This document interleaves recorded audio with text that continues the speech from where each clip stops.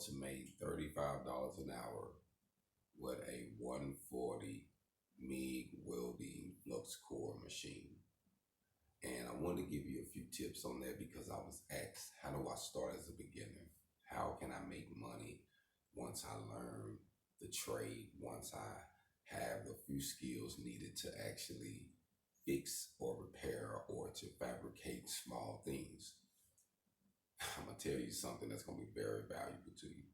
Once you get those skills and you worked on a job and you use some of that earned income to turn into some passive income by buying you a small 140 welding machine, it can change your life. There's so much you can do with that 140.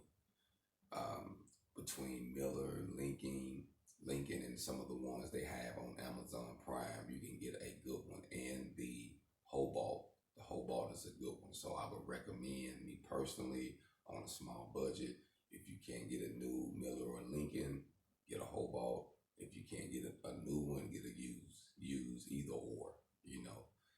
I would say this.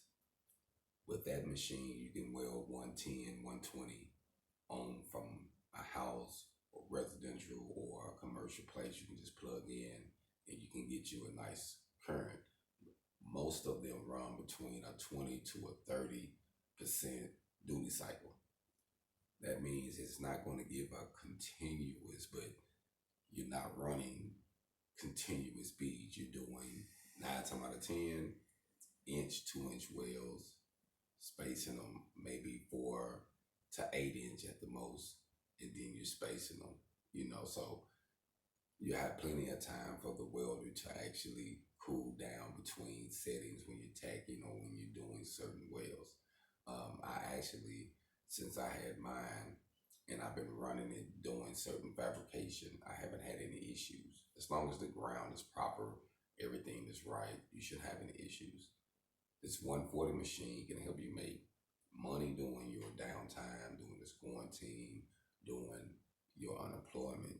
If you have the money to get you a 140, because that 140 can weld up to a 1/4 inch or 5/16, depends on what unit you get and what year it is. So invest in one of those units, utilize your skills that you have gained over that job set or through that school, and say, you know what, I can do some of this fence repair. I can fabricate a couple gates. I can make something for a bumper. I can do something for this client. I can help this person in the food industry do some repairs on their stainless steel or their aluminum. So keep that in mind. It's very simple to make that $35 an hour. And I'm going to say $35 an hour. And I'm going to tell you why I'm going to say this. If you get the machine, you can give the machine the base minimum. Say, hey, I'm giving my machine. Say I'm going to give my machine $10 an hour. I want to pay myself $25 an hour for showing up. $20 an hour go towards me personally.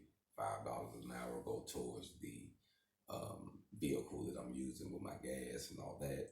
That's an easy 35, and that's affordable. That's reasonable getting started. To me, I think it's worth it if you get some jobs going up. 35 is better than working a job making 15 through 22. The national average as a welder right now is around $22 an hour.